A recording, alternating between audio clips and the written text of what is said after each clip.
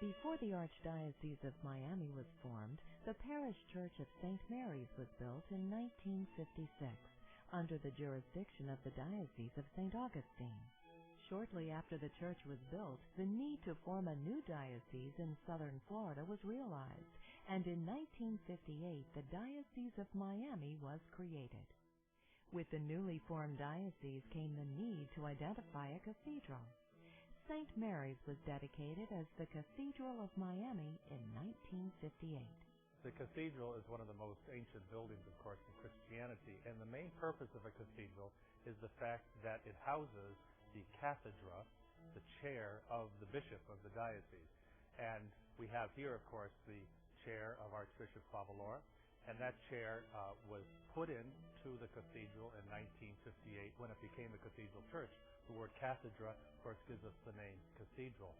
And it's from that chair that the archbishop here, or a bishop in any diocese, leads his people in prayer and in the liturgy, and also teaches from that chair. It goes all the way back to the Jewish synagogue when the rabbi or the teacher of the synagogue would sit in a chair and then talk and explain the scriptures and lead prayer.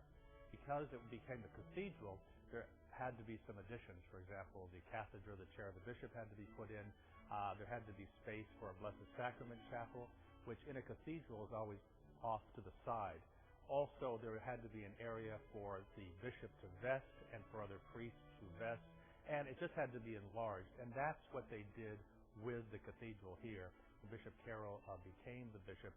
So in the early 60s, there were many renovations and additions to this cathedral building.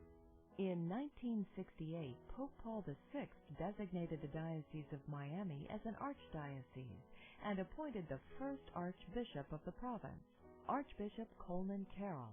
When there is a cathedral built, people from all around the archdiocese can come there to worship, to be baptized, to be married. There's many things that happen there, so it has to be the center of the liturgical life of the diocese. An interesting thing began to happen when the church was established in the early 30s, 40s, and 50s. The neighborhood was pretty much a middle-class neighborhood. And then with the wave of immigration and many changes, the area became a little more impoverished. And Archbishop Carroll was asked if he wanted to move the cathedral to a safer place or a better place, and he said, no, we have a commitment to the poor, and we're going to maintain the cathedral here. And the neighborhood itself has gone through many, many changes, linguistically and culturally, but it still sits as the center of the archdiocese.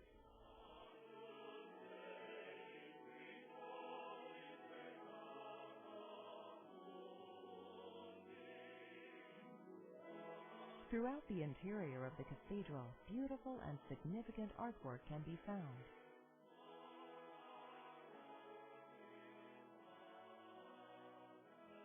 This cathedral holds and maintains a great, what we call patrimony. In other words, those things artistically that belong to the Archdiocese of Miami and to the cathedral. There are works of art from artists in Europe and also artists in the United States. The windows, the original stained glass windows that were put in the early 1960s, are from Pittsburgh. Archbishop Carroll, came from Pittsburgh himself, and he was familiar with the Hunter Company, and they are the ones that put the stained glass in the main, as we call the nave of the building here. Further on down in the Blessed Sacrament Chapel is very modern glass, stained glass, and it's different from the Hunter, and it was built in France, in Chartres, by a man named Gabriel Roy. He not only did the stained glass, he also did the beautiful mosaic that can be seen here behind me of the life of Mary, the Mother of God. Those are single little pieces of stone, blue stones and white stones and gold stones, and they were put together in Chartres by Gabriel Roy, who is probably considered the greatest stained glass artist of the 20th century.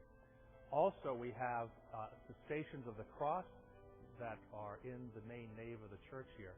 Those were done by a man named Bianchini from Faenza, Italy.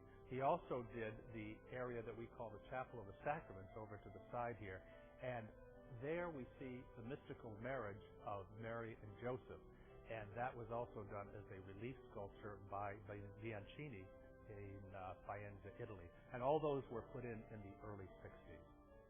Within the sanctuary itself, you can see there's a large, wide open space here, and this space was marble that was added in the early 70s because it became a practical necessity. We have over 400 priests, as you know, in the Archdiocese. And when they come for ordinations of new priests, for example, part of the ceremony is they have to lay down on the floor as the Litany of the Saints is sung. Also, we've had significant moments, the ordination of Bishop Dorsey, Archbishop DePauli, also Bishop Esteves and Bishop Noonan. When they were ordained here as bishops, they also prostrated or laid down on the floor as prayers were sung over them.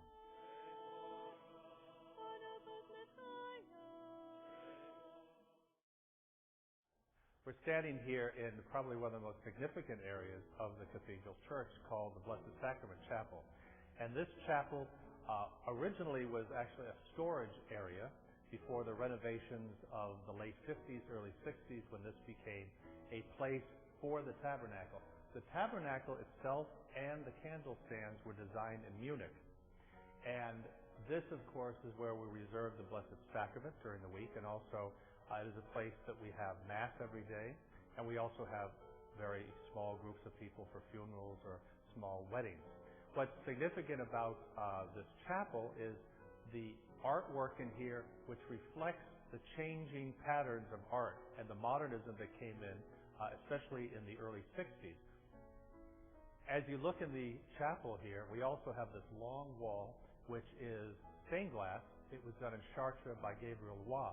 And Gabriel Lois is also the artist who did the mosaic behind the altar. You can notice the bright blues, the whites, the yellows.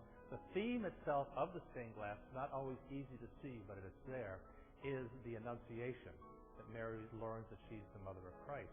And there's symbols within the stained glass that you can see that make that statement.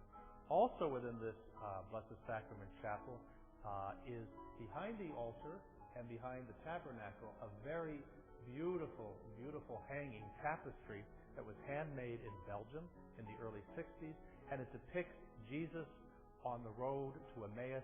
He comes and he sits down with the two apostles, and their eyes are open because they see Jesus in the breaking of the bread, which is so significant for the Blessed Sacrament Chapel. We remember greatly the day, September 10th, in 1987, when Pope John Paul II came from the airport directly here to the cathedral on his pastoral visit to Miami. And as this very spot where I'm standing is where John Paul knelt for a few minutes in silent prayer. And this is very significant for the history of the Archdiocese, and particularly this cathedral.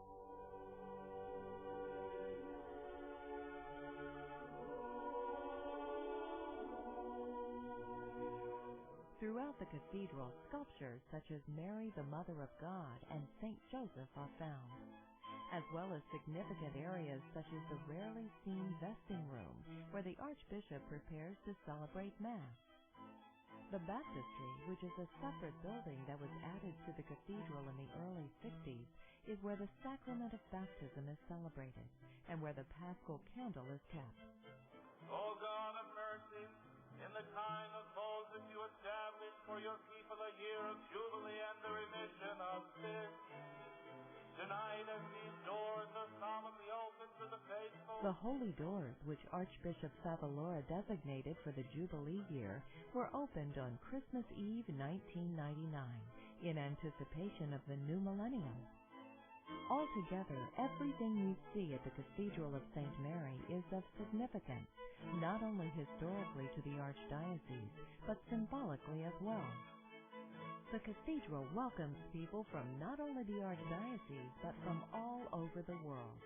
And Archbishop John Savalora invites you to come see for yourself one of the jewels of the Archdiocese of Miami. For Mass times and for information, log on to www.cathedralofstmary.com.